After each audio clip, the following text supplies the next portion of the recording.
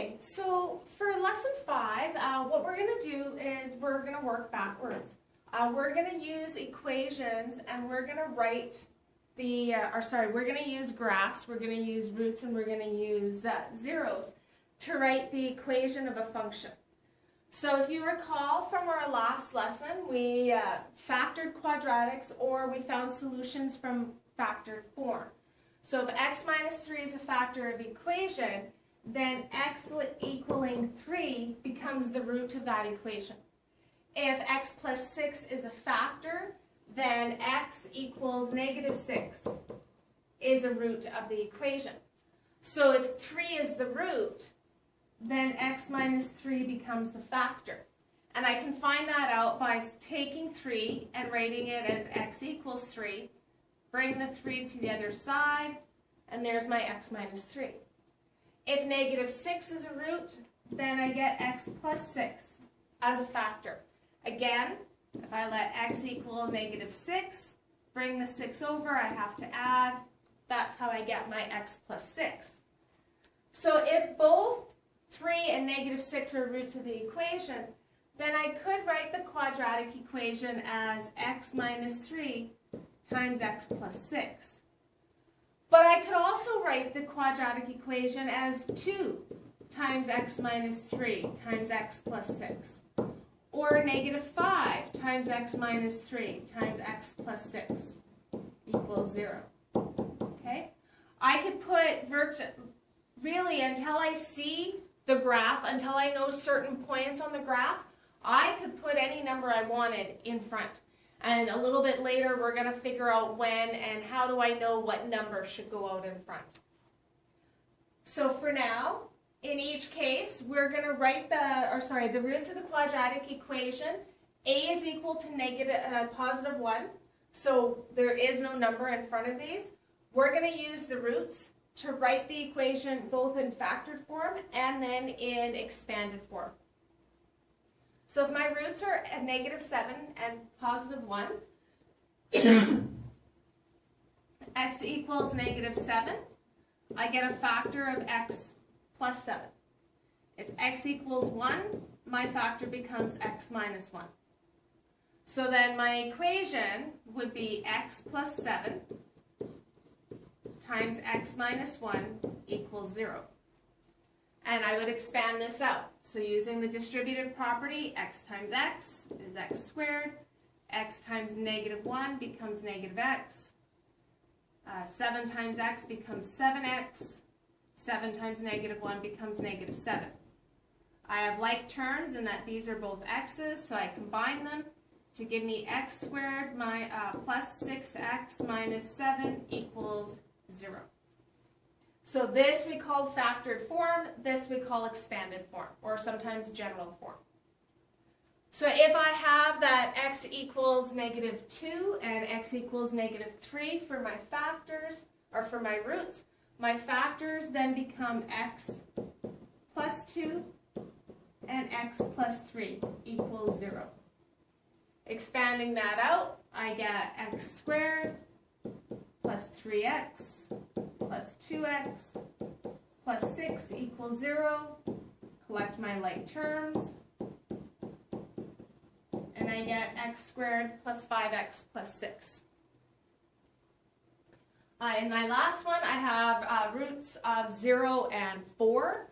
So again, if I go back to how I did the first question, I have x equals 0, and then I have x equals 4. Well, if I bring the 0 over, it doesn't change anything. I get x. Bring the 4 over, x minus 4. So my equation becomes x times x minus 4 equals 0. Remove the brackets. And I get x squared minus 4x. There is no c value in this equation. It just stays like that.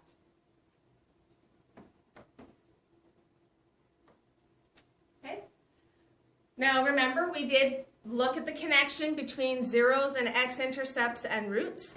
So if instead I was given the x-intercepts to find the quadratic equation, again, I can take those zeros and write them as factors. So we'll work forward first. This graph that's on the page is the quadratic equation 2x minus 1 times 3x plus 4. So if I look at those two factors, 2x minus 1 is a factor of the equation. Then to find the x-intercept, I let it equal 0 and solve. So you've told me before that I would add 1, and then I would divide by 2. If I did the same thing with 3x plus 4 equaling 0, I would subtract the 4, so it would become negative, and then divide by 3. So if 2x minus 1 is a factor of the equation, then 1/2, or x equals 1/2, becomes an x-intercept, and x equals negative 4/3 becomes an x-intercept. Which then again means that I can work backwards. If 1/2 is the x-intercept, then when I go to do my factor this time, I get x equals 1/2.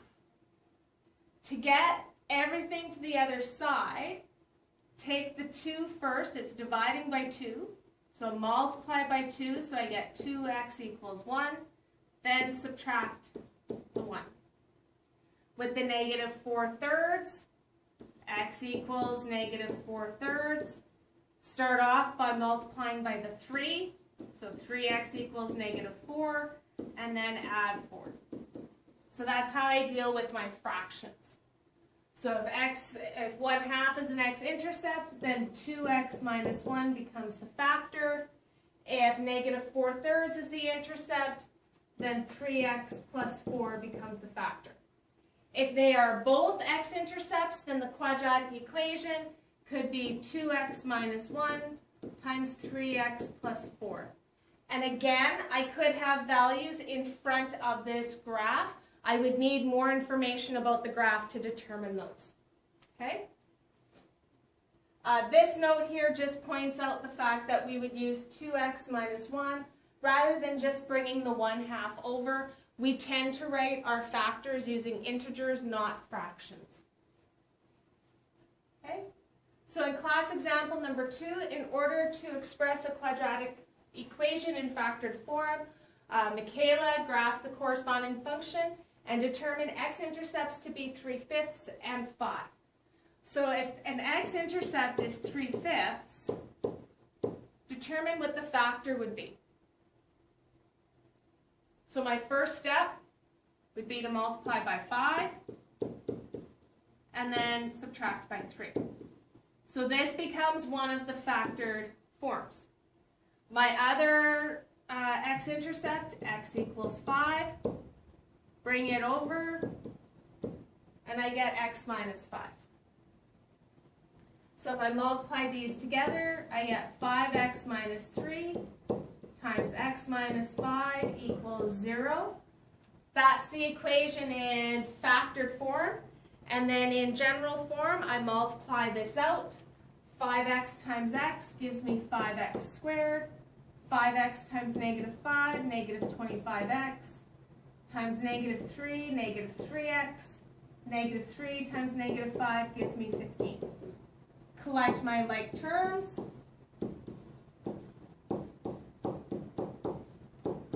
And that's what I get for my final solution.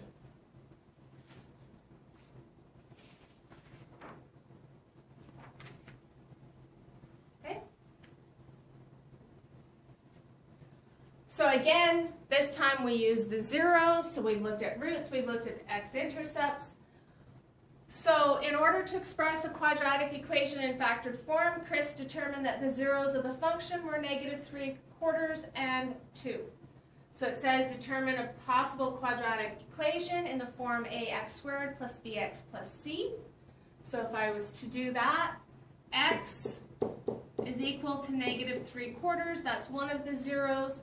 Write it as a factor, multiplied by 4, add 3, and there's one of my factors. My other zero was that x equaled 2, so my factor becomes x minus 2. So now that I have my two factors, I can write my equation. 4x plus 3 times x minus 2 equals 0. I'm asked to write it in this form, so that means that they want you to expand out the equation.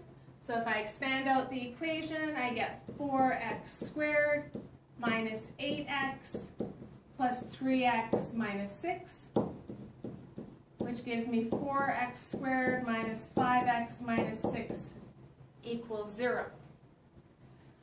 Question B says, write a different equation that could satisfy the conditions. This goes back to what we talked about at the beginning of the lesson. I could have a constant in front of this number.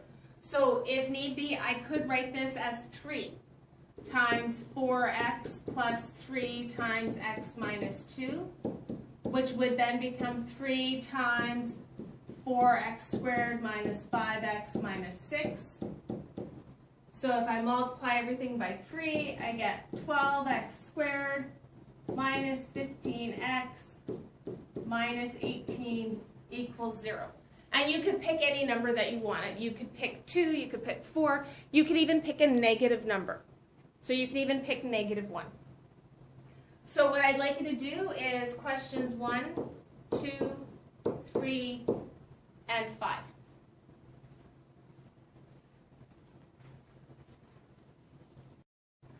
Okay, so in the next part of this lesson, we're going to look at this idea that how do I know if I could have a number in front of my factors? And what I said earlier is I needed more information about the graph. So Nathan has this graph, and he has his x-intercepts marked on the graph of -2 and 6. But he also found another point on the graph. Okay? So he writes out his equation, and he says, my equation is going to be x plus 2 times x minus 6. Because this x-intercept of -2 gives me a factor of x plus 6. X-intercept of 6 gives me the factor -6. So if this point was on this equation, it means it would make the equation true. So f of x becomes 30, and then 3 becomes x. So 3 plus 2 is 5. 3 minus 6 is -3. And what I get is I get 30 on one side of the equation, and I get -15 on the other side of the equation. So because the two sides aren't equal, this point does not lie on the function. So the thing that he forgot to figure out was he forgot to figure out the value of a. Because unless I told you otherwise, which in the questions that you practiced on, we were told a was equal to 1, my equation, f of x or y equals, would be an a, times x minus m times x minus n. That's how those equations are supposed to look. If we're told that a equals 1, I don't need to really worry about it. So how could Nathan determine the correct function represented by the graph? Well, we can go back to his original equation here, where he substituted in the 30, but now we add in the letter a. So a times my x plus 2 and my x minus 6. So this becomes 30 equals -15 times a. How do I get a by itself? Divide both sides by -15, and I get that a equals -2. So in my equation, my f of x equation, I get -2 times x minus 6 times x plus 2. Which this equation right here should make more sense and tell us that we're on the right track, because this equation, my a value is positive, this should have opened up. This graph is opening down, which means my a value should have been negative. So now I'm closer to having the right equation.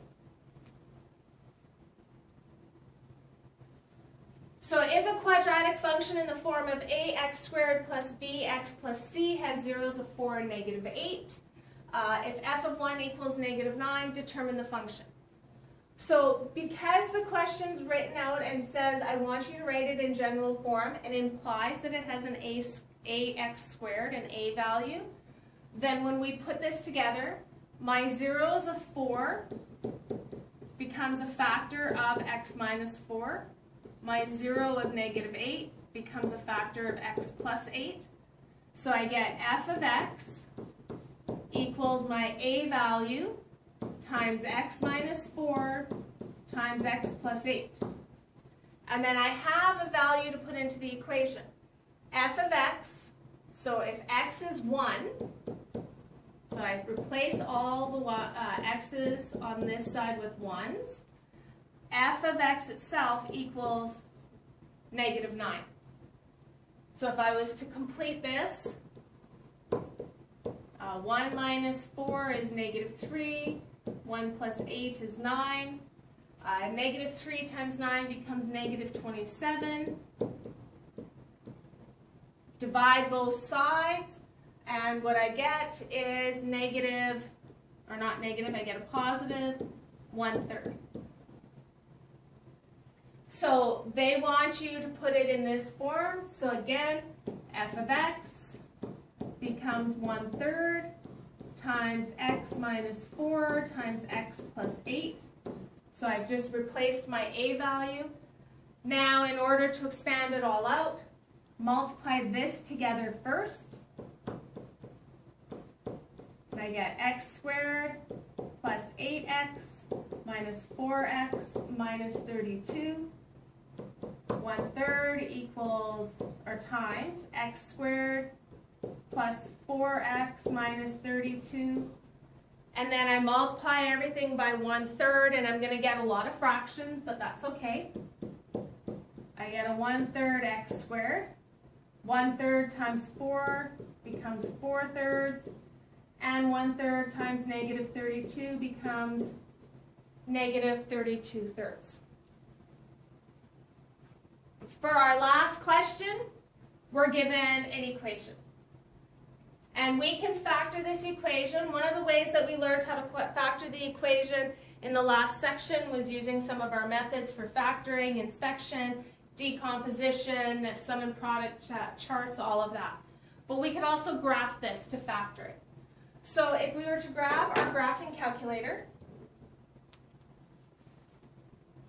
and put this into our graphing calculator, so we've got 6x squared plus 8x minus 14.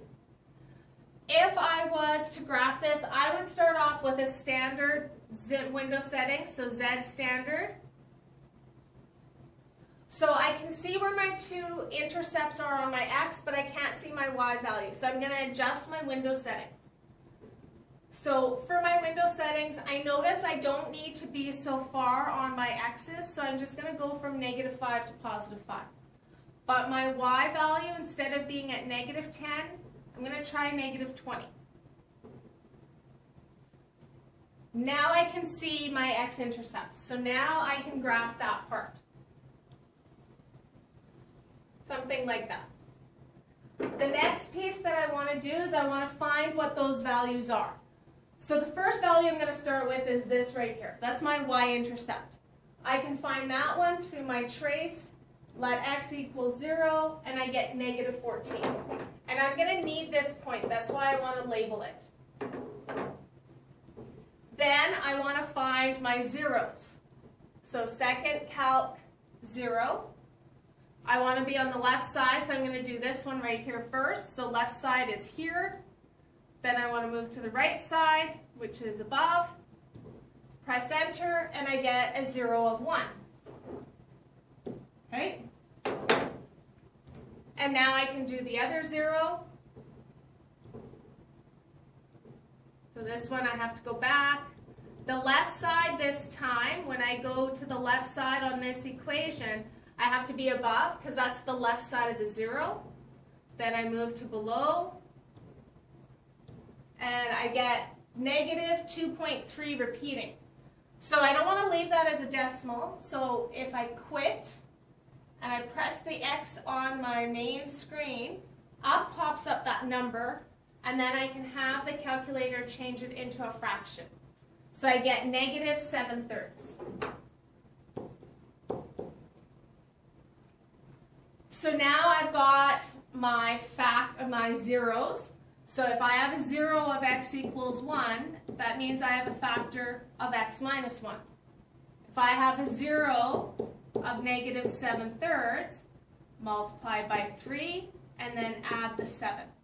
So there are my two factors. So when I put this in factored form, first of all, I want this a value. The a value has to be there. So I get x minus 1 times 3x plus 7. Then I need another point on the graph. And the other point I have on the graph is this one right here, this y-intercept. So the point on this y-intercept is 0 for the x and negative 14 for the y. So I replace my x's with zeros.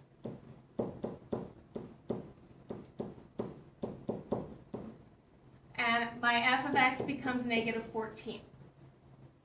So negative 14 equals a times negative 1. And then I get 3 times 0, which is 0, plus 7. So multiply that, I get negative 7a. So a has to be 2. So in factored form, my f of x equation would equal 2 times x minus 1 times 3x plus 7. So part B says factor this. Use the factoring methods to show that it's the same. So I have 6x squared plus 8x minus 14. So I'd start off by dividing everything by 2 to get to this point. They talk about using decomposition. I don't necessarily need to. That's when I still did my sum and product chart. So decomposition would have been taking a sum of 4. My product would have been the 3 and negative 7 to give me a negative 21. So then two numbers that multiply to negative 21 and add to 4 becomes 7 and negative 3. And then I would rewrite 3x squared minus 3x plus 7x minus 7, and then I would group these. The other way that I could factor this, I know I'm going to get two binomials. The only way I can get 3x squared is through 3x and x. And the only way that I can get 7 is by 7 and 1. I just need to know, do I put the 7 here or here? Well, if I put the 7 here, when I multiply, I'm going to get a 21, which is going to make this number not equal to 4. But if I put the 7 and the 1 like this, I get a 3 and a 7. The difference is 4. Positive 7 and negative 3 gives me my positive 4. So there's my function in factored form. So I'd like to add these questions. Question 6, 7a, 8a, 10, and 11.